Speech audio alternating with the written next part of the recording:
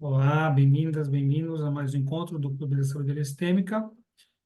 Hoje, mantendo os temas do mês, nós vamos continuar com a questão das exclusões, os seus efeitos no sistema familiar e falar sobre o benefício das inclusões, da reintegração, né, no sistema familiar para que a gente possa ter mais harmonia. Harmonia no sentido de equilíbrio, no sentido de saúde, de prosperidade, porque sempre que há questões envolvendo as exclusões, né, já que isso diz respeito a como nós vivenciamos as relações no sistema familiar, quando há exclusões no sistema, nós já sabemos que haverá consequências. Tudo tem consequência, né? Todas as ações, as não ações, sempre implicarão em algum resultado, né? E nós não trabalhamos com certo e errado, mas nós olhamos e conseguimos discernir o que é saudável e o que não é. Quais são os movimentos saudáveis e os movimentos que não são saudáveis. Então, todos os movimentos que vão para o mais, que vão para a vida, eles são saudáveis, né? Claro que em algum momento nós todos sairemos desse campo da vida e integraremos o campo dos mortos do nosso sistema. Faz parte, né? Nós vamos viver e morrer em algum momento. Porém, enquanto nós estivermos vivos, nossas ações, elas se mostram, né? O movimento que nós estamos, eles se mostram na prática. Isso nós podemos olhar, por exemplo, na constelação. Nesse final de semana, eu tive um workshop de constelação. Uma das constelações, uma mãe buscava entender a dinâmica do filho, por que que ele não dava certo na empresa e tudo mais. E aí foi colocado representante e tal. Se mostrou ali, né, que ela havia feito muitas tentativas de inseminação, então muitas mortes, né? E esse filho estava conectado a esses irmãos que não nasceram, né? Então, estava ali, estava conectado. A gente sabe os movimentos que se mostram, né? Focado no chão, aparecem várias pessoas e tal. E ela falou, a constelada, né? Falou, realmente, ele sempre falava desde pequeno. Quando acontecia alguma coisa, ele falou assim, era melhor não viver, era melhor morrer, desde criança. Então, eu estava conectado já com esse campo de morte, né? Então, não conseguia ir para a vida, para o mais, para o sucesso profissional, estava sempre ali, parece que não se movimentando, né? Preso no campo da morte. Também eu lembro de uma outra constelação que uma moça veio constelar, uma mulher jovem, e sem informação alguma em relação a isso, mas quando a representante dela foi posicionada, imediatamente ela se focou ali no chão e apareceram muitas mortes. E quando houve a informação, tinha tido também irmãos que morreram, tudo, e ela falava assim: Nossa, desde criança, ela mesma veio constelar para ela, né? Eu sempre estava focado em morte, pensava em morte, desde criança.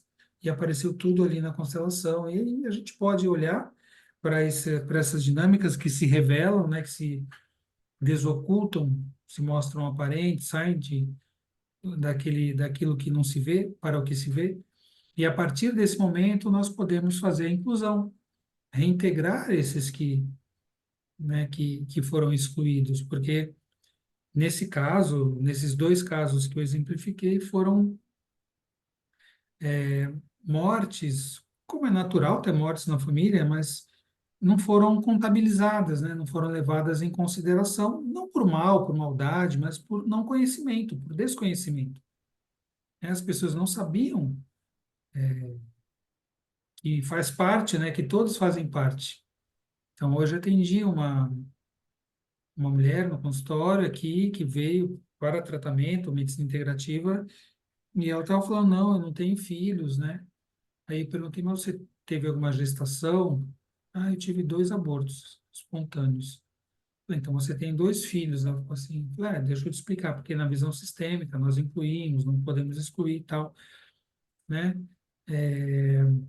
Expliquei para ela, quando você fala essas coisas, parece que a pessoa fica aliviada, mesmo sem saber sobre constelação, sobre a visão sistêmica, você explica, você posiciona isso, parece que isso tira um peso das pessoas, né? Isso traz uma leveza, porque a inclusão, ela libera, né? Ela nos libera dessas dores, dessas sensações que mesmo no desconhecimento as pessoas têm, né? As pessoas ficam ligadas a essas exclusões, assim, de alguma maneira, porque se identificam, a gente fala isso, né? As pessoas estão muitas pessoas ficam identificadas às dinâmicas, aos emaranhamentos, às dinâmicas disfuncionais do sistema. Então, as exclusões sempre vai haver alguém que vai se conectar aos excluídos. Sempre tem alguém. E geralmente essa pessoa muitas vezes repete o destino dos excluídos, né? Então, nossa, mas por que que isso acontece? Isso é justo, isso não é justo? Porque é assim? Aí vem as questões. Todo mundo fala assim, poxa, mas como assim, né? A pessoa está pagando pelo erro? Ninguém está pagando por erro. São as conexões, né? Como a gente fala, são as conexões, são as ligações que existem, né? Existe até no campo da vida, do jurídico, não é? Hoje em dia existem leis assim. Se você, por exemplo, sei lá, tem um casal que tem problema, não paga pensão alimentícia. Os avós podem ser penalizados, muitas vezes, né, juridicamente. Por exemplo, vão responder pelas dinâmicas dos filhos, dos netos, a família está sempre respondendo junto. Por quê? Porque existe um vínculo, não é nem uma relação, é um vínculo mesmo, né? Então, imagina um sistema familiar onde nós compartilhamos todas as nossas histórias, as nossas experiências que vêm ali no epigenoma, né? E a gente nem sabe, a gente não tem nem esse conhecimento. Lembrando que nós estamos em 2024, nós temos aí menos, aí vai fazer 80 anos ainda que acabou a Segunda Guerra. Isso são cerca de 3 gerações, né? No máximo 4. E nós somos herdeiros desses campos aí, onde houve tanta dor e tanta tudo que a gente sabe, né? As histórias deles todos estão em nós, e nós com essa geração desses 20, 30 anos para cá, que se tornou mais consciente de todas essas temáticas, através de diversas terapias, a constelação inclusive, né, mas outras terapias também, terapias integrativas, nos dando essa possibilidade de olhar para tudo isso e dar um lugar, né, dar um lugar para essas dores, para essas exclusões, no intuito de reintegrar aquilo que estava fora, aquilo que estava excluído. Porque só assim é que nós vamos poder trazer um pouco de harmonia, uma maior harmonia para o nosso sistema familiar, com aceitação, com integração, com não julgamento, com as inclusões. É uma tarefa complexa, né? A gente trabalhar tudo isso. Nós nem sabemos direito o que nós temos que fazer, mas só com conhecimento teórico, somente já olhando para isso, já é uma possibilidade de dentro de nós, mesmo sem constelar, mesmo sem fazer uma dinâmica mais específica, né, nós podemos olhar para o nosso sistema com um olhar amoroso e fazer os movimentos de inclusão, de colocar, né, muitas vezes assim, eu buscar olhar. A gente às vezes faz essas meditações, né? Vamos olhar e deixar que o inconsciente coletivo, já é um inconsciente coletivo, já é esse campo da família, traga para nós o que está acontecendo. Quem tem algum excluído, tem alguém que precisa ser visto, tem algum movimento que nós precisamos honrar e respeitar e incluir novamente. E quando a gente entra nessa conexão, isso vai aparecer para nós, né? E nós, dentro de nós, podemos reverenciar, fazer essa inclusão. Claro que uma constelação vai mostrar com mais colorido, de uma maneira, né, ali mais, vamos dizer assim, com mais clareza, mas na nossa alma também é possível que a gente faça esse movimento. Olhar para o nosso sistema e falar, eu quero saber, eu quero ver, eu quero ter essa possibilidade de poder olhar, de poder incluir. E vai vir, sempre vai vir alguma coisa, vai vir um sonho, vai vir uma lembrança, vai vir uma memória, vai vir uma intuição. Eu tenho certeza que quem trabalha com essas terapias, todos aqui já fizeram isso em algum momento, né? Ademir, Ivani, e, né? A Patrícia que já fez o curso também, não sei a Sônia, enfim, mas quando a gente começa a ter esse olhar, essa visão, isso é possível de ser feito, mesmo de uma maneira não tão elaborada como numa constelação, que tem as fases, toda uma estrutura, mas também dentro de nós. Vani, você levantou a mão, né? Eu queria te perguntar, Roberto, porque assim, as mulheres atualmente elas estão deixando para ter filhos com mais idade. E deixando para ter filhos com mais idade, a fertilidade diminui. Junto com tudo isso, eu tenho três pessoas que eu atendo, na verdade, três mulheres que eu atendo, que estão tentando engravidar e estão num grau de ansiedade, nossa, imensurável, é uma coisa.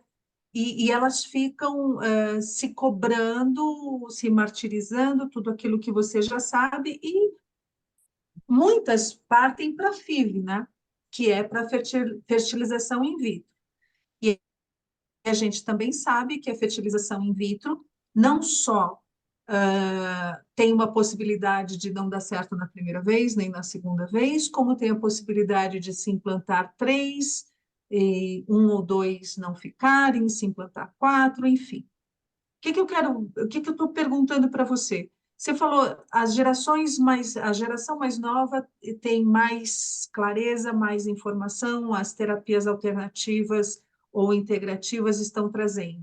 Mas, ao mesmo tempo, isso não é um ninho de emaranhamento, porque eu conheço muitas pessoas que fizeram FIV e eu conheço uma pessoa que tem gêmeas de pais e mães desconhecidos, doador de óvulo, doador de espermatozoide. Então, assim, elas são gêmeas de útero, mas não, geneticamente uma não tem nada a ver com a outra, porque é de pai e mãe diferente. São dois embriões vindos de pais diferentes, gestados na mesma mulher ao mesmo tempo.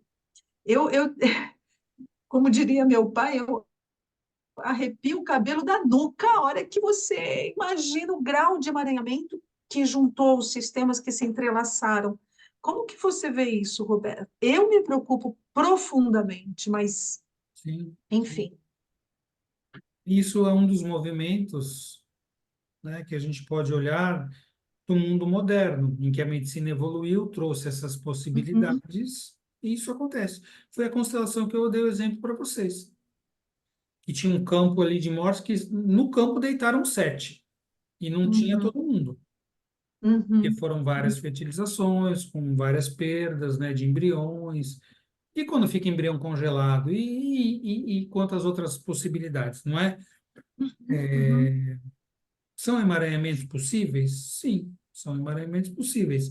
Dentro de um mundo mais complexo, questões e problemas mais complexos irão aparecer. E o que que a gente pode pensar em relação a isso com a visão sistêmica que a gente conhece? Então, assim, que vai haver perdas que não podem uhum, ser excluídas, então vão ter que ser vistas e fazer todo o processo sistêmico vai ter que continuar fazendo. A questão dos sistemas, olha, teve esse embrião de uma família, do pai de uma mãe, outro embrião de outro pai, outra mãe, são muitos sistemas que passarão a se vincular através desses filhos e através dessa família que está gestando essas crianças. É uhum, uma, já é complexo, complicado você, né, engravidar e ter a sua família, né? Um casal já é uma questão muito complexa por tudo que inclui. Agora imagina esses novos cenários das famílias modernas. Vai haver mais possibilidades de emaranhamento, de questões? Vai, obviamente. E como é que a sistêmica olha para isso? Olha com o mesmo olhar, com as leis sistêmicas e fenomenologicamente, vendo cada caso o que está aparecendo. Nesse caso, olha para isso, olha para essa criança, para essa outra, traz os sistemas, vamos ver o que aparece, o que se mostra, o que é chamável no campo, mas vai ter que olhar. E vai ter que esse olhar, ter que ter esse olhar de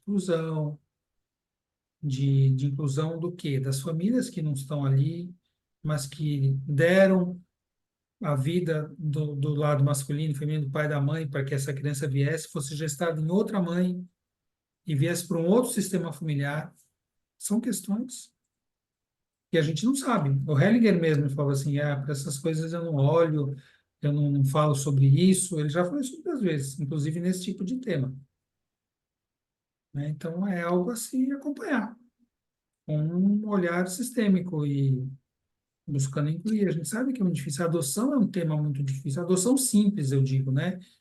De você pegar e adotar uma criança de outra família, já é um tema muito delicado, com uma série de possibilidades, né? Um livro que eu gosto muito, que eu já falei sobre ele em alguns encontros, sobre adoção, é o do Renato Bertatti. Não sei se vocês conhecem. Renato Bertatti é um colega médico, né, constelador, foi um dos pioneiros aí, um dos primeiros que estudaram constelação, com a Mimansa, depois o Hellinger veio, ele é da escola Hellinger. Vocês conhecem o Renato Bertatti, né? Pelo menos o Ademir conhece, não sei se a Ivani conhece. E ele tem um livro sobre adoção. É um livro fininho, mas é muito bom, muito bacana, assim, esse livro. Eu já fiz uma live com ele na OAB de Pinheiros, acho que foi um pouco antes da pandemia, e nós compartilhamos ali. Ele fez uma live, fiz outra. Live assim não, na verdade foi um encontro presencial ali, né, que foi filmado, e eu acho que no meu canal do YouTube tá essa live. Falamos sobre saúde sistêmica e tudo mais. Eu admiro ele, o trabalho dele é muito bom. E a visão que ele tem, né, de adoção. A adoção, quando nós olhamos para a adoção na visão sistêmica, a primeira coisa que deve ser visto é que criança. Qual é a prioridade? É o menor, é a criança. Então, a criança é a prioridade na adoção, né? Então, aquelas ideias que se tem assim, nossa, que família boa porque ela adotou uma criança. Não sei se sim ou se não. Ai, que família ruim porque deu uma criança para adoção. Não sei se sim ou se não. Na verdade, a gente não pode julgar dessa maneira. Às vezes, uma família dá uma criança para adoção por amor, para que essa criança tenha mais possibilidades de ter uma vida mais saudável, uma vida melhor, porque a família não pode, então ela não pode por questões emocionais, financeiras, psicológicas, qualquer que seja, né?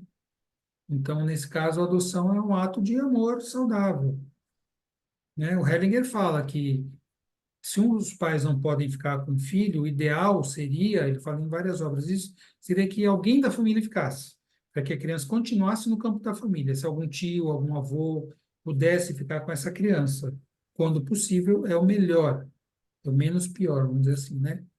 Quando não é possível, vai para uma outra família, para uma instituição, né? Então, a criança tem que ser vista dessa maneira, como a prioridade nesse campo.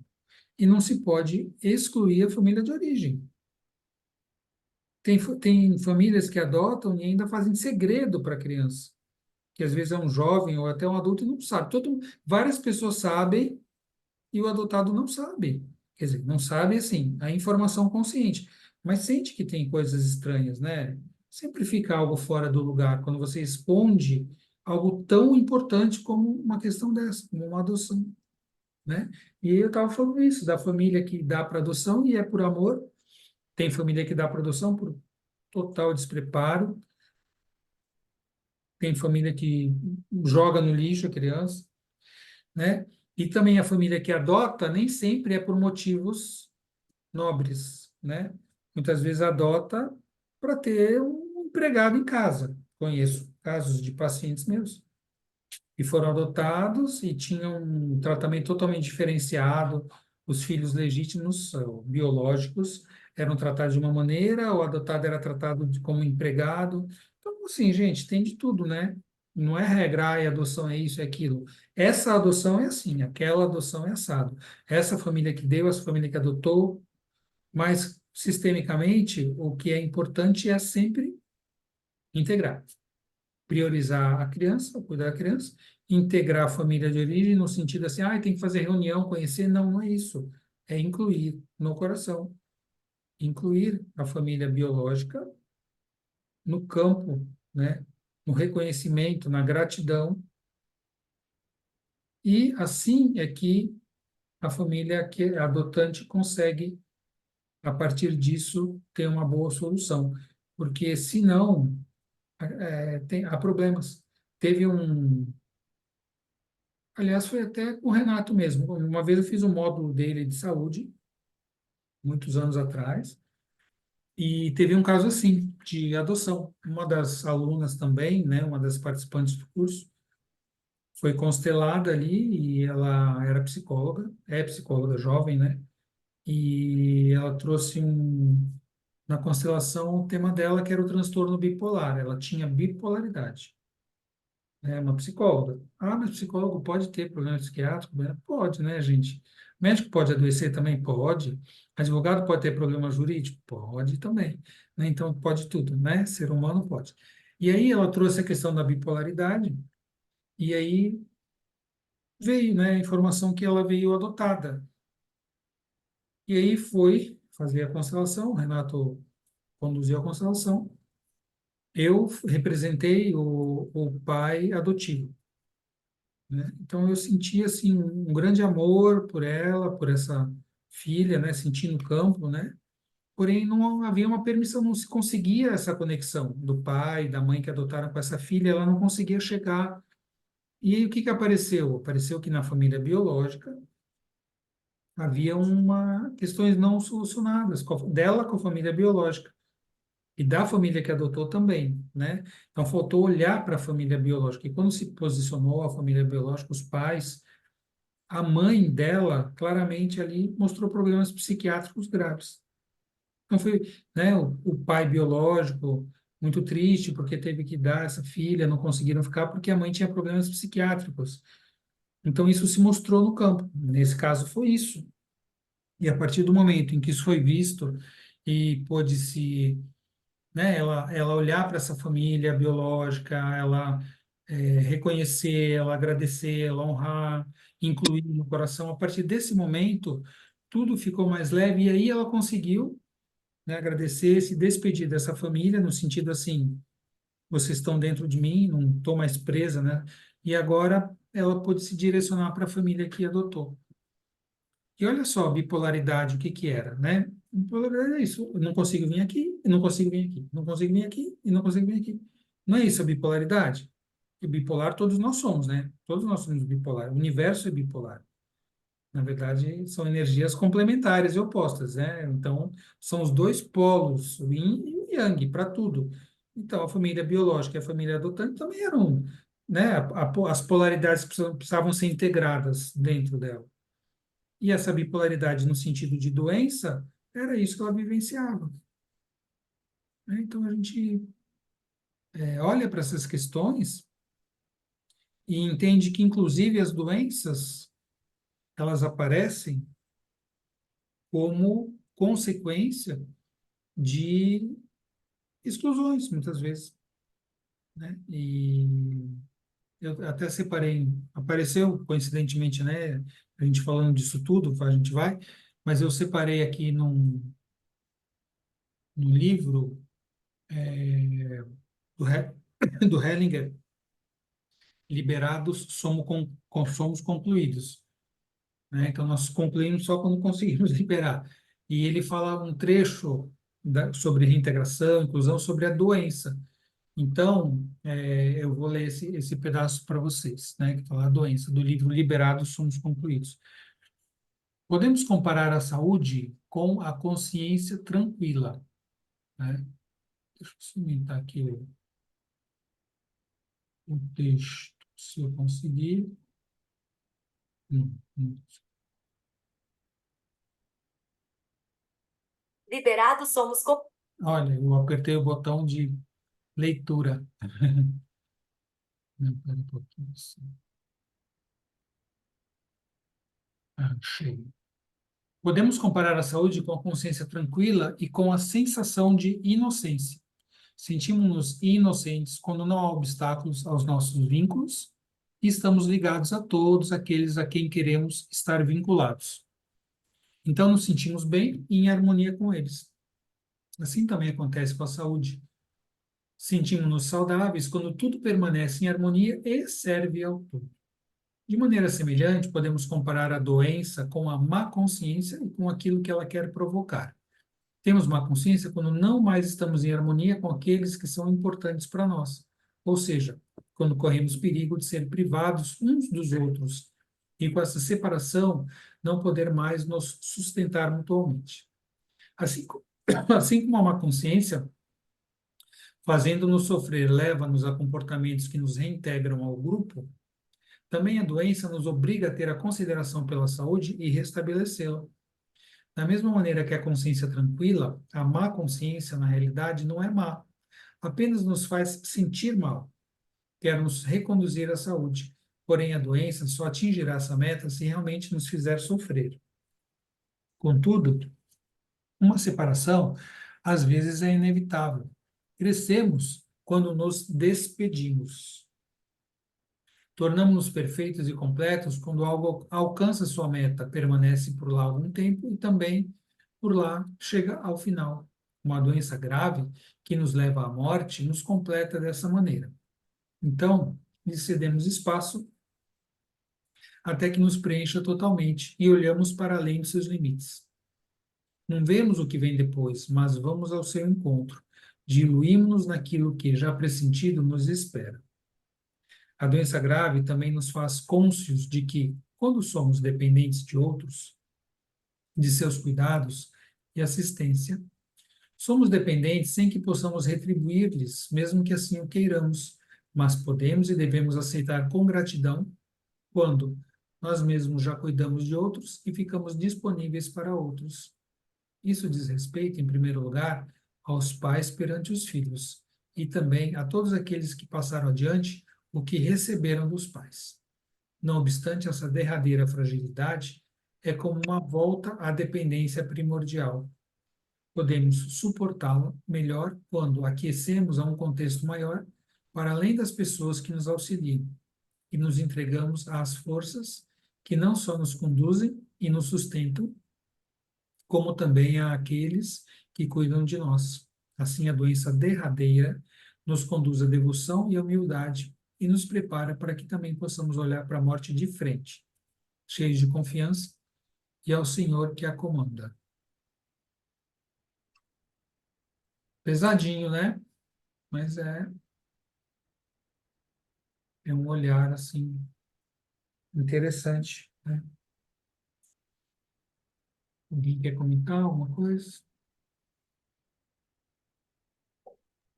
Eu acho muito rico quando se fala da morte com tanta clareza, com tanta verdade, né?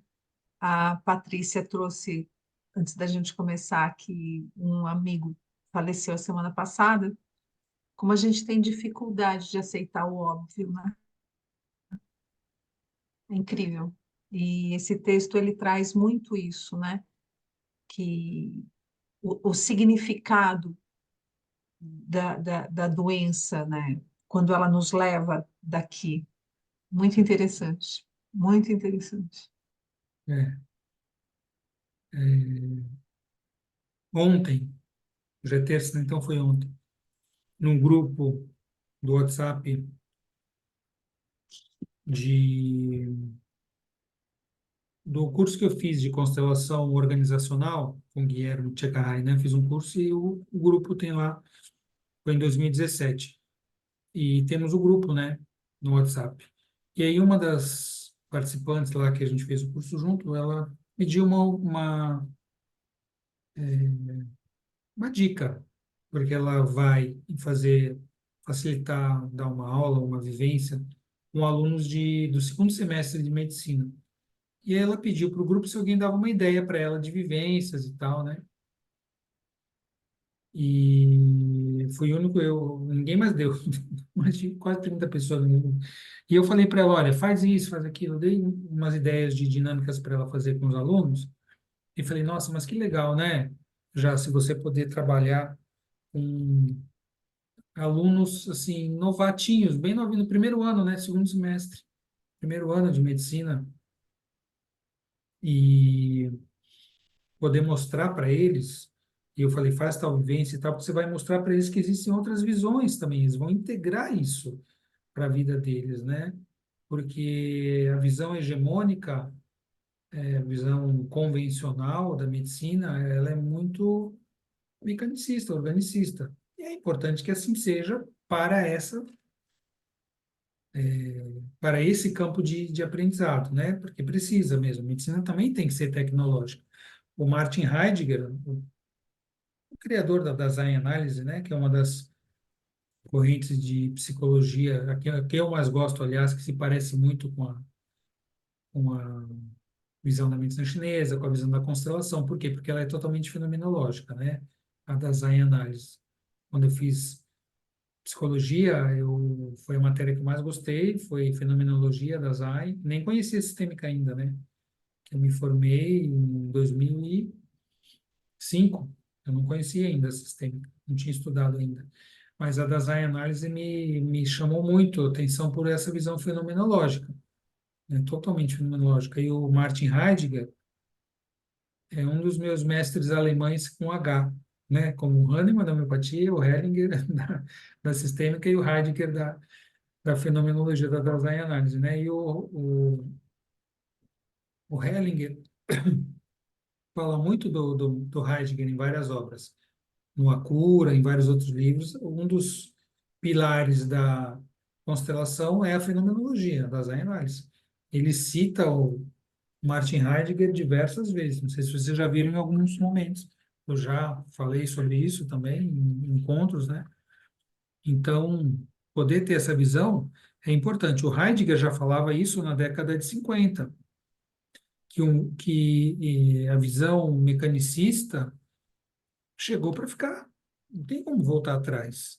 Nós precisamos desse progresso. E é muito bom.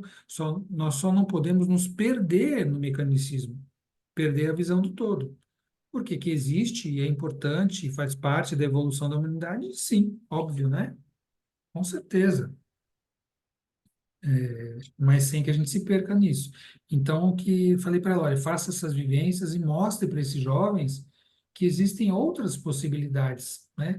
E que essas outras possibilidades, elas não são excludentes e não são alternativas, elas são integrativas, né? E quando você faz uma dinâmica sistêmica, eu sempre faço nos meus encontros, né, de constelação vivências, posicionamentos e tal, sem ser constelação. Ela não vai fazer uma constelação lá, não tem como.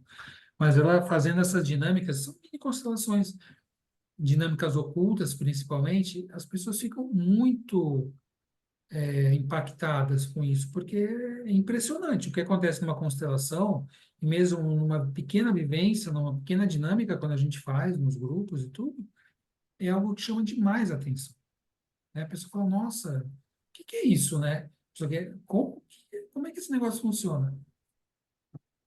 Eu tenho um paciente que começou a fazer terapia comigo faz um mês, acho que fez 4 encontros. E eu falei, olha, eu vou te convidar para você participar desse grupo próximo de constelação. E ele fica assim, não, porque ele vem de uma religião X que tem um olhar assim, né? Não, tudo é espiritual, não pode, aquelas coisas mais assim, tradicionais, assim, ali mais. Falei, não, não é nada espiritual. É da epigenética e tal. Vem assistir, vem ver. Pois bem, ele nem veio de manhã, ele veio à tarde. Ele veio depois do almoço, quando já tinha acontecido algumas constelações, e ele foi chamado para entrar num papel ali na constelação, e ele falou que ele não sabia nem o que ele tinha que fazer ou nada. Eu falei, não faça nada e só sinta. Gente, foi impressionante. Ele ficou doido. Quando ele voltou na terapia essa semana, ele falou: Meu Deus, que foi aquilo que aconteceu? Eu quero entender, eu quero. Vou constelar no mês que vem. Eu falei: Tá bom, vou constelar. Porque é incrível, né? É incrível as coisas que acontecem. Assim, uma constelação. Fala, mas o que que é isso? São as inclusões, né? A gente dá um espaço também para tudo aquilo que estava excluído, né? Inclusive a possibilidade de você poder olhar para aquilo que era proibido antes, entre aspas, né?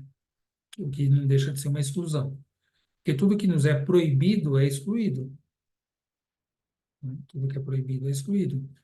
Então, assim, tudo eu posso, ou seja, tudo tem que ser possível, mas claro que nem tudo me convém. Então, eu posso escolher, mas não porque é proibido, mas porque eu quero fazer escolhas saudáveis, né? Então, é assim que a gente olha para esse campo, né?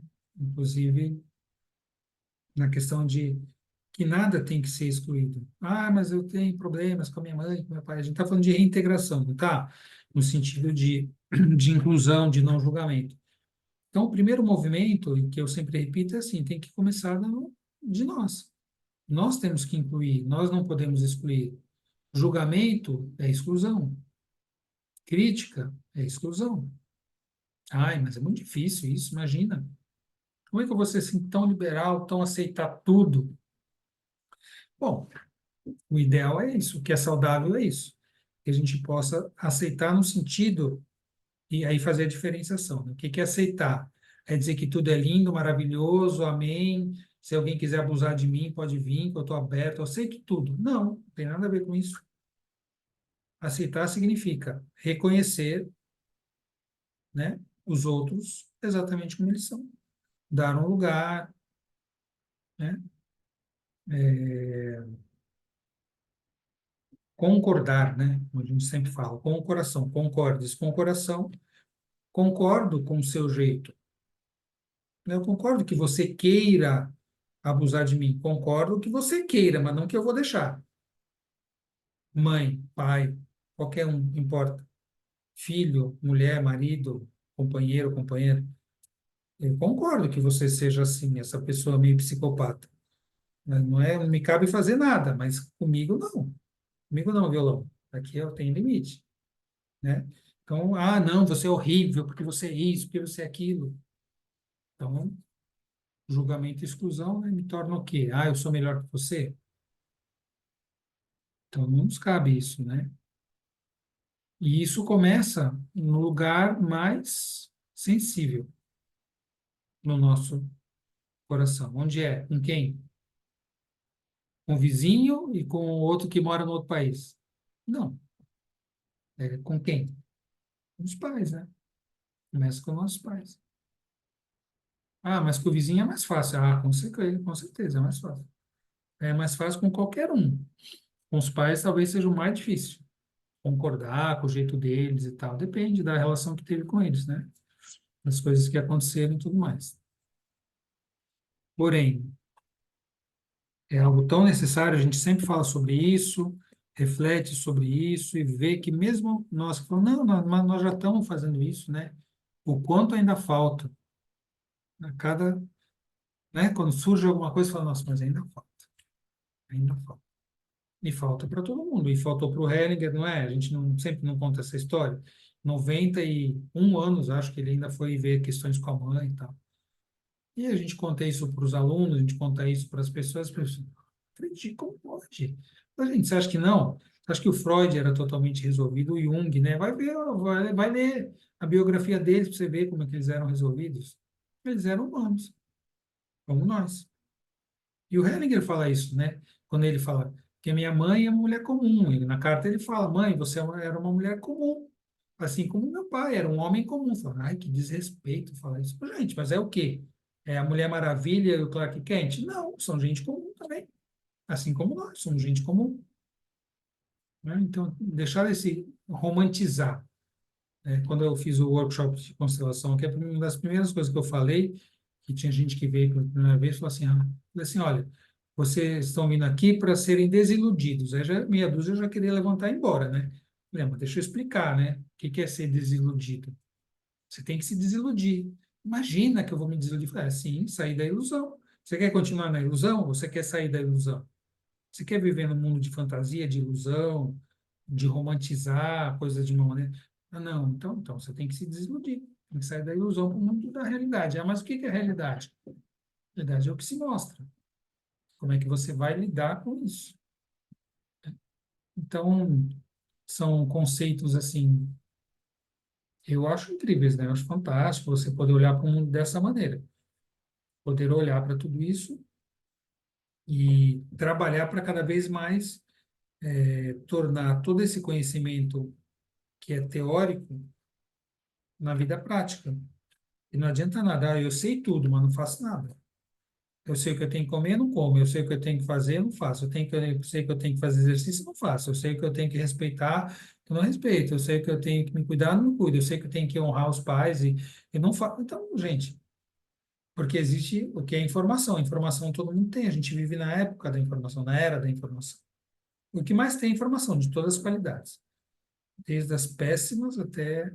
Acabei de atender uma bebezinha, que é a segunda vez que eu atendo. Ela tem um aninho e pouquinho, bem pouquinho. E, assim, para deixar ela quietinha, o que que a avó faz?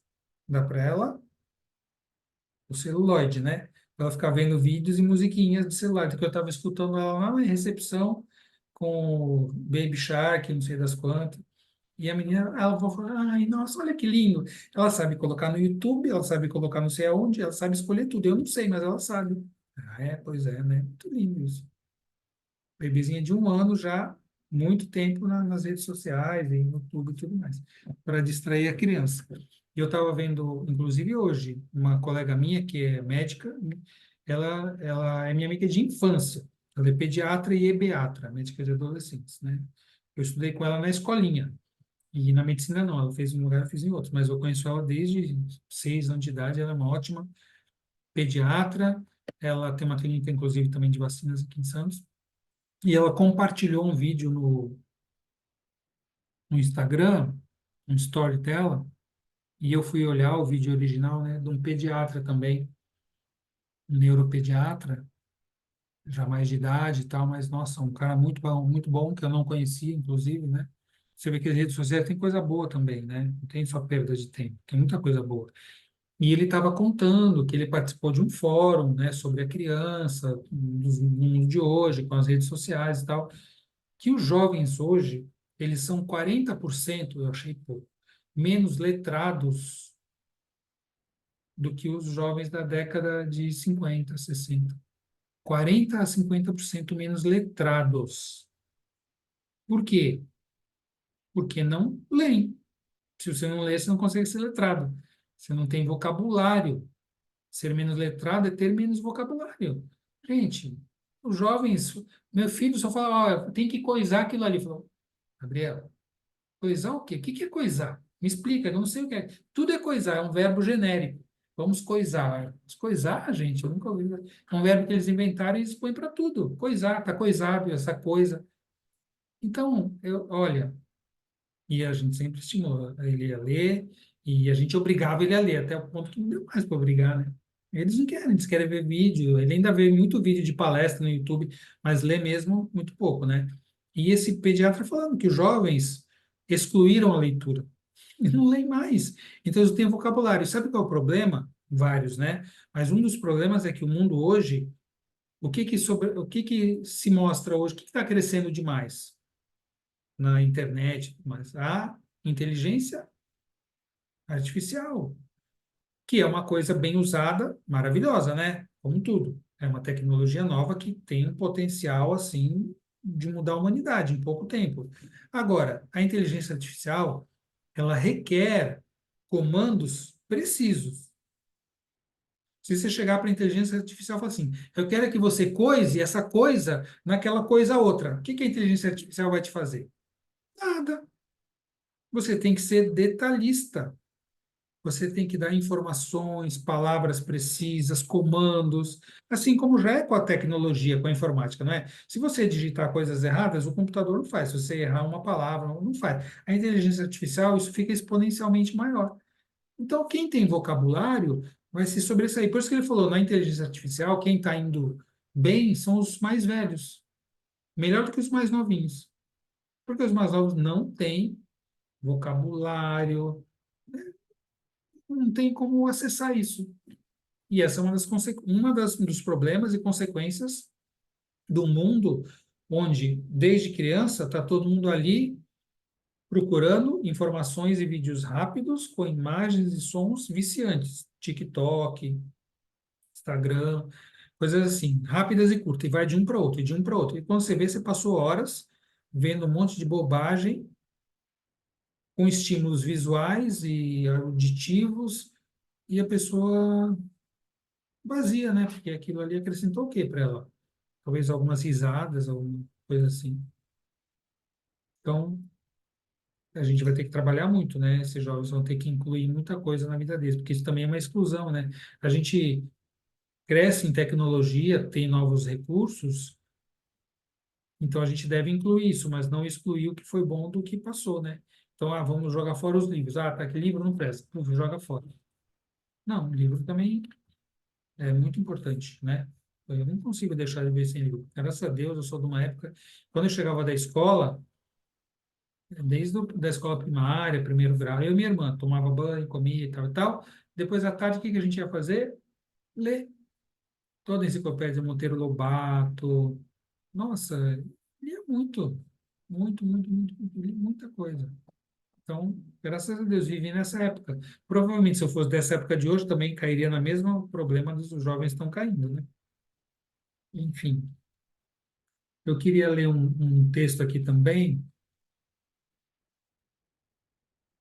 que é do, não sei se vocês conhecem esse livro, A Prática das Constelações Familiares, do Schneider, Jan Jacob Schneider, o pai das constelações individuais, né?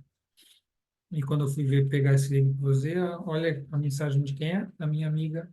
Quem me deu esse livro? Eliana. A Eliana está falando, né, de amigos que se foram, né? Tá lembrando dela hoje. E falando sobre reconciliação. Conflitos surgem na alma quando forças contrárias nos dividem internamente e em nossas relações, obrigando-nos a lutar ou a reprimir. Então, sentimos-nos divididos, dilacerados, indecisos, intranquilos, estressados ou à beira da loucura. A psicoterapia e o aconselhamento, quando buscados como ajuda, operam um trabalho de reconciliação. A principal eficácia e atratividade das constelações familiares reside justamente em sua força de ligação e reconciliação. Elas recuperam os excluídos para as famílias, ajudam a reconhecer em pé de igualdade todos os que pertencem a um determinado sistema de relações, estejam vivos ou mortos, e seja qual for o destino a que estejam sujeitos. As constelações ajudam a reconciliar vítimas e perpetradores, bem como seus familiares, principalmente em casos mais graves, como abuso sexual, estupro, assassinato ou injustiça política. É motivo de constante surpresa vivenciar com que receptividade é acolhido em todo o mundo o método e um trabalho de alma criado por um alemão, que leva em conta igualmente vítimas e perpetradores com vistas à sua reconciliação. Quando se trata de amor, justiça, vida e morte, os processos anímicos e os sentimentos profundos são os mesmos em todos os países. Não existe quase nenhum país que não tenha sido assolado por guerras ou onde não existam graves culpas decorrentes de extermínios, guerras civis ou conflitos sociais. Por toda parte, há choques de culturas diferentes no contexto de migrações, deportações e grandes movimentos de povos. Por toda parte, percebe-se um profundo desejo de reconciliação, tranquilidade e paz entre os vivos e com os mortos. Nesse particular, as constelações familiares têm tocado em corações receptivos. Ao mesmo tempo, o trabalho de reconciliação nas constelações permanece ligado aos destinos individuais. Não se proclama a ideia de um mundo pacífico, permanecemos limitados e vinculados a grupos. Oposições, conflitos, interesses e partidos, luta e guerra fazem parte da realidade. Nas constelações, cuida-se principalmente de lidar com conflitos com um coração pacífico. Na culpa ou na inocência, o fato de confiarmos e confiar outras pessoas, vivas ou mortas, a uma força maior, quer a chamemos de morte, grande alma, evolução, Deus ou por qualquer outro nome, pode levar-nos nas constelações além dos processos terapêuticos e tocar-nos num nível amplo, anímico, mental ou espiritual. Então, isso é um resumo, né, do que as constelações trouxeram como campo de potencialidade, né? Só de incluir isso, né, nesse nosso olhar, esse coração pacífico olhando para questões turbulentas, né, questões anímicas graves, guerras, perpetrações. Quando a gente consegue olhar para tudo isso, incluir com o coração em paz,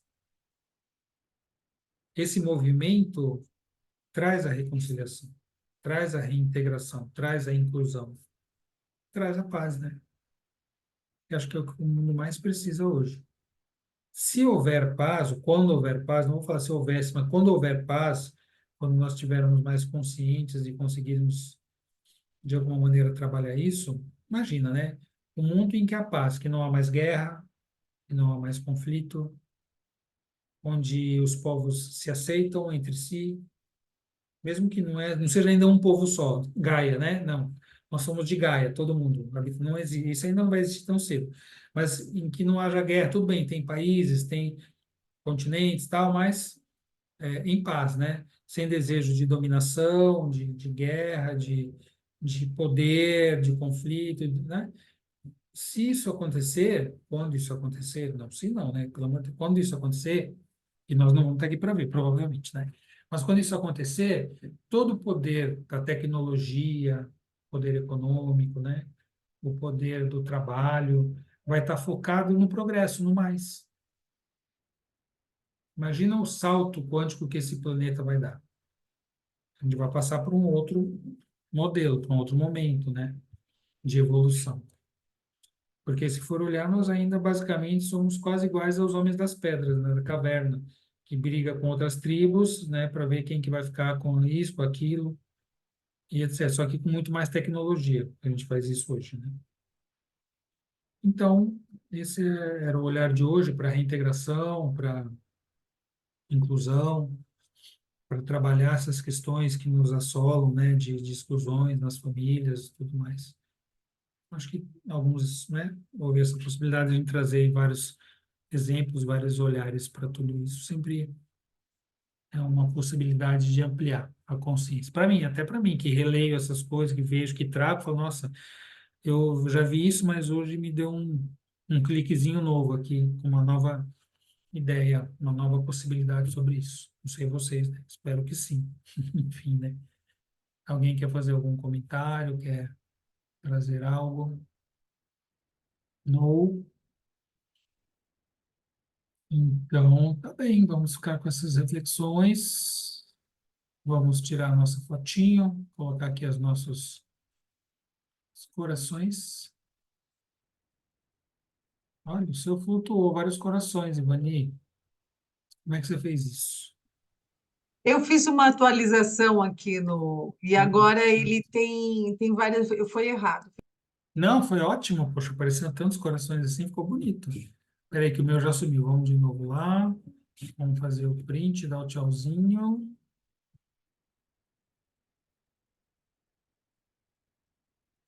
Deixa eu ver se ficou bom. Peraí.